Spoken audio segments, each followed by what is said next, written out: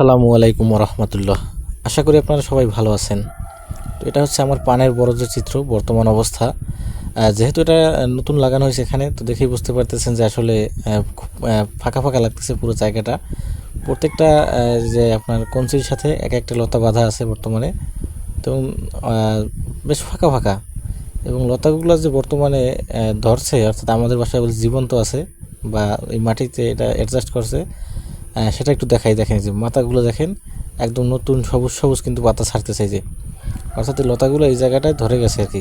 অর্থাৎ এখান থেকে আর ইনশাল্লাহ আল্লাহর রহমতে মারা যাবে না, সবগুলোই 100% ঠিক থাকবে। এই দেখেন এই যে এগুলো হচ্ছে নতুন পাতা, এই জায়গায় আসার পর নতুন পাতা ছাড়ছে, আর এগুলো হচ্ছে পুরাতন পাতা।